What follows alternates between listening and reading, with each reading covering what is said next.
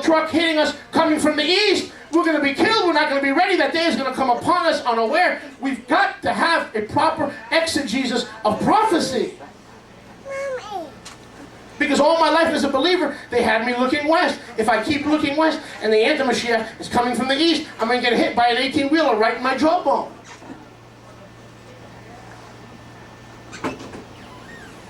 We need to use Hanukkah to prepare for the future. To grow and to prepare. Those who don't learn from history are condemned to be its victim and are condemned to repeat it. Daniel 2:41. Is anybody enjoying? This talks about the image that Nebuchadnezzar made. We don't have time to go into it. And he says, now the vision is explained by Daniel to the king. Verse 41.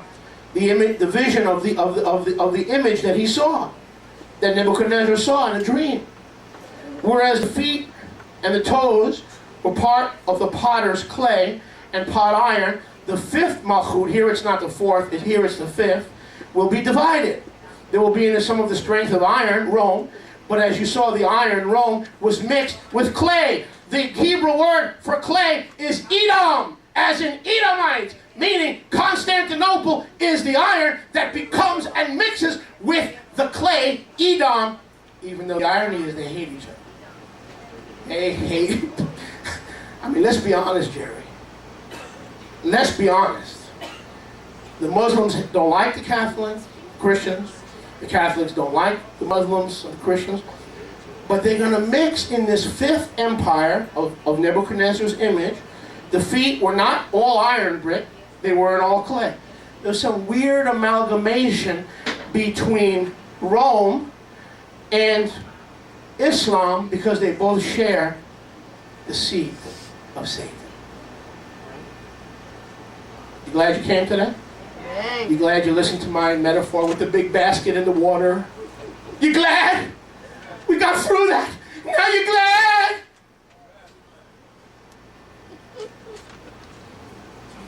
Todah Rabba Yahweh.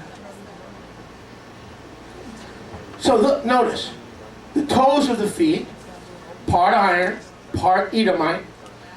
So the malchut is partly strong, partly broken. Meaning, it's divided, notice, but Christianity and Catholicism become part of the ecumenical amalgamation with Islam because that's already happening. We understand that. They don't want to get wiped out, so that more and more are beginning to take the mark of the beast, to sell, to live, to survive.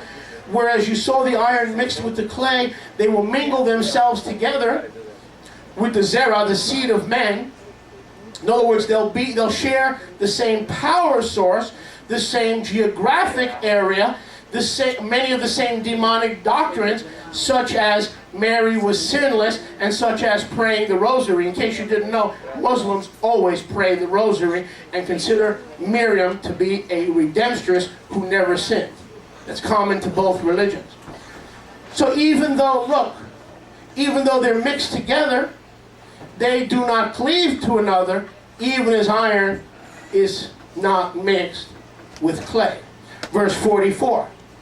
In the days of this amalgamation between Islam, Edom, and the iron of the former remnants of the Roman Empire, in the days of the kings, notice, the beast has many parts, many states, the kings, will the Eloha of the Shamayim, verse 44, set up a malchut that shall never be destroyed, that's Yeshua coming, and the malchut shall not be left to other people like the Edomites and like the Romans, but Yahweh will break in pieces all these sub-Islamic states who make up the beast, and the kingdom of Yahweh will stand forever and forever. Le'olam va'ed.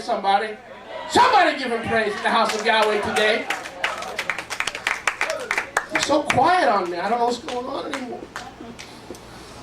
You used to love me. Thank you, sister. Thank you, sister.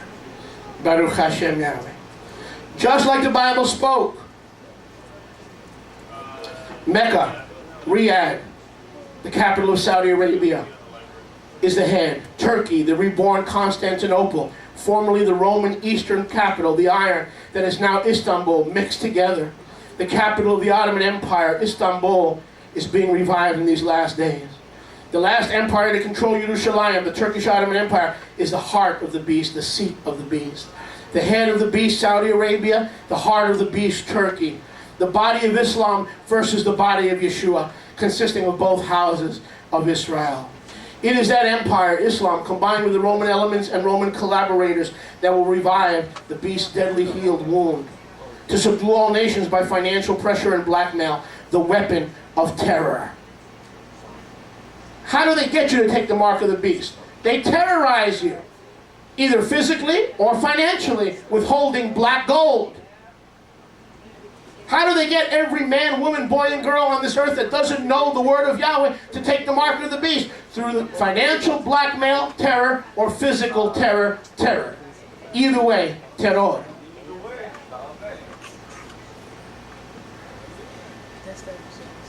Don't be terrified by the beast. Prepare.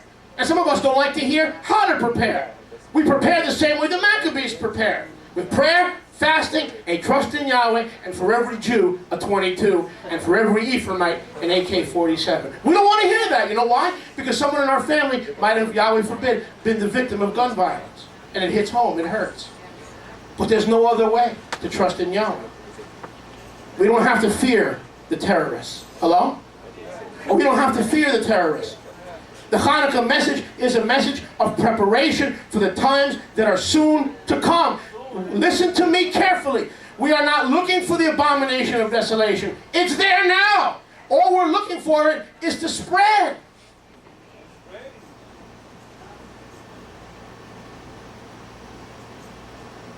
Another case in point. You'll give me another 10 minutes? How many would give me another 10 minutes?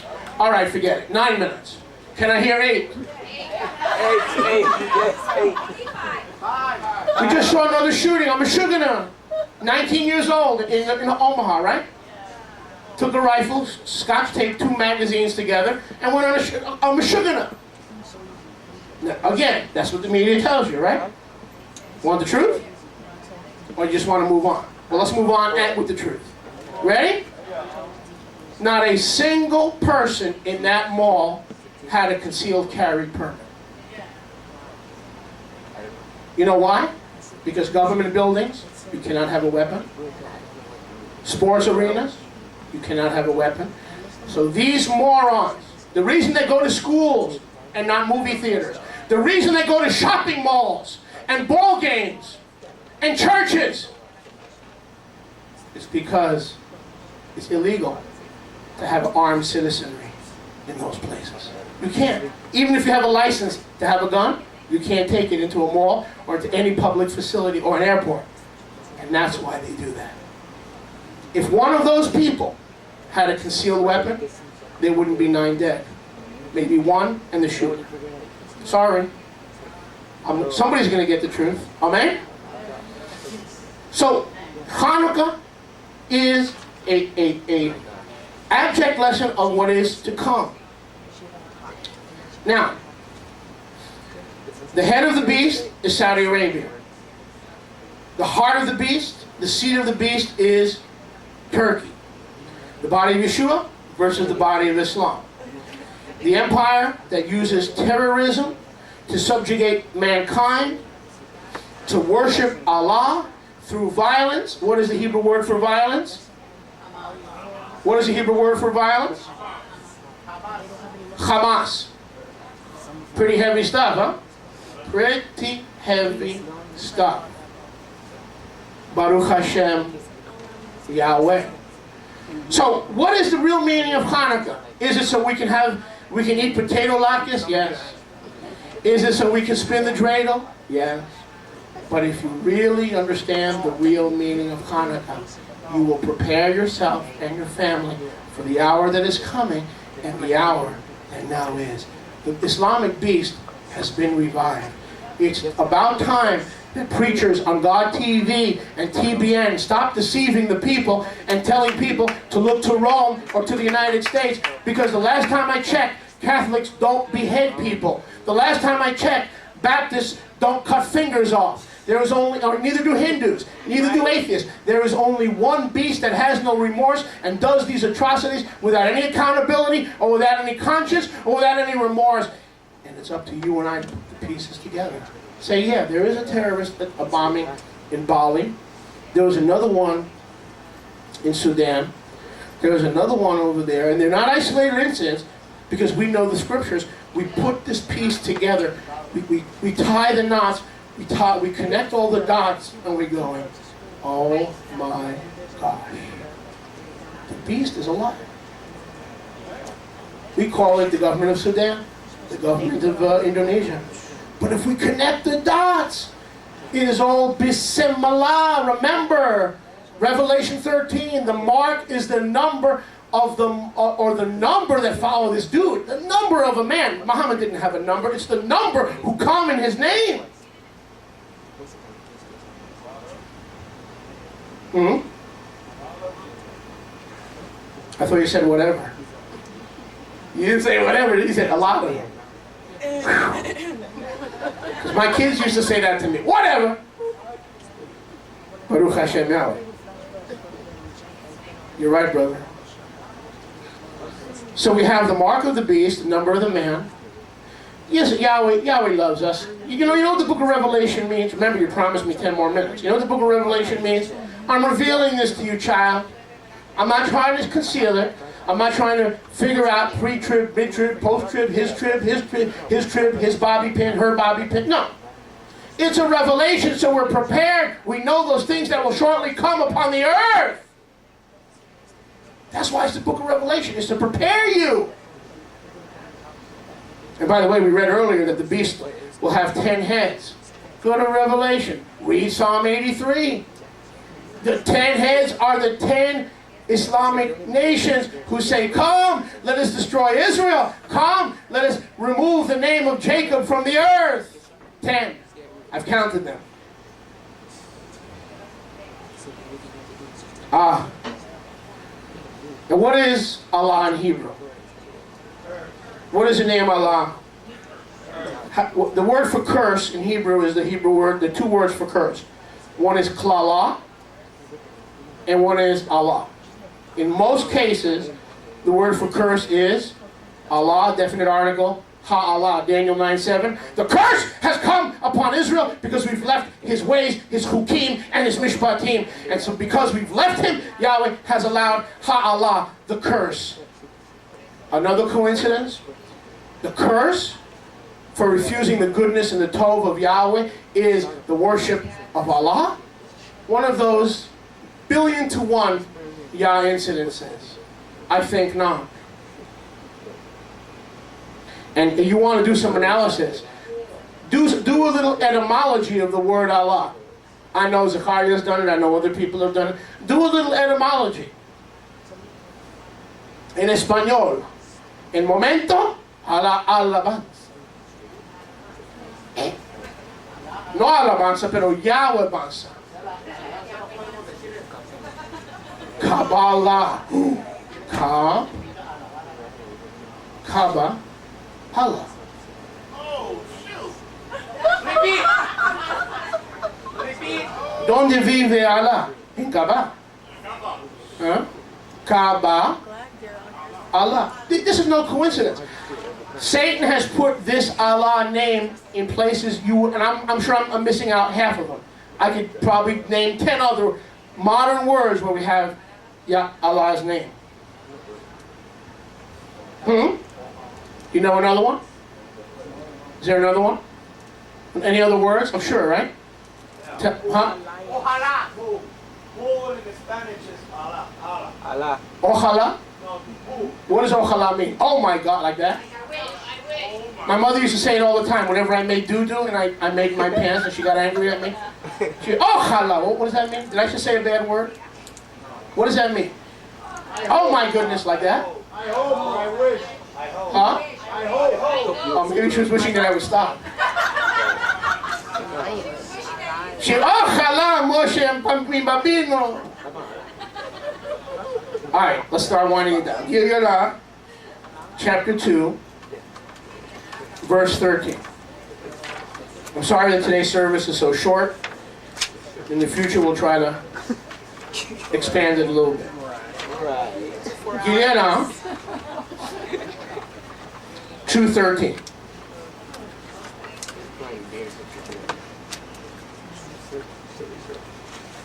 This is Yeshua talking. Turn to your neighbor and say, "This is Yeshua talking."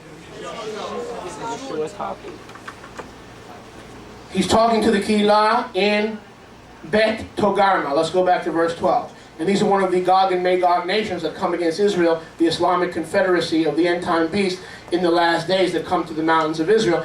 He says, Gog and Magog from Bet Togarma. And to the teaching overseer of the congregation in Bet Togarma, or in your English Bibles, Pergamum or Pergamos, say these things who has a sharp sword with two edges. I know your mitzvot, your deeds, keeping Torah, and where you dwell, even where Tan's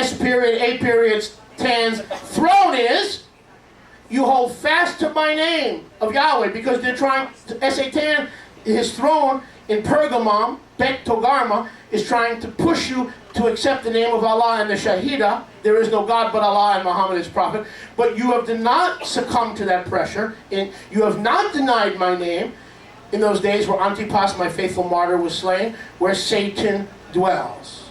Notice, look at the end of verse 13. Satan dwells, and Satan's throne is in Pergamos. Go home tonight. Don't wait, because you won't do it. Go home tonight, look up Pergamos on the computer. Where do you think it is? The western Aegean Sea, right off of Turkey. Bet Togarma. Okay? And it's in Turkey, correct? Yes. Bet Togarma. Hello. In English, it's Pergamos. Pergamos. It's in Turkey. This is not Rabbi Moshe. Well, Van Impe says this, Hal Lindsey says this, Rabbi Moshe says this. No, that's not the point. Yeshua says it. Yeshua is talking to the Keilah, the congregation. He says, look, I know your works, where you dwell, where Satan's seat, his throne is, but you hold fast to my name. Look at the end. The faithful martyr, Antipas, was killed because that's where Satan dwells. Do you know if you go to Bet Togarma today, there is a pagan shrine called Lucifer's seat? Did you know that? There is a literal, you go on a tour to Turkey. Today, there is a place, and it's called Lucifer's seat, Satan's seat. That is where Satan dwelt, which is why Constantine named a capital after his paganism over there. That is where Islam had the only and the last world empire, world caliphate, and we don't even remember. We talk about world empires, we talk about Spain, we talk about Portugal, we talk about Holland, the Dutch, but how many believers understand that there was a world empire called the Turkish Ottoman Empire? We don't even remember it existed, but yeah, Satan does, because that's where he dwells, that's where his seat is, and he will revive that empire, and we're going to go, wow, where did they come from?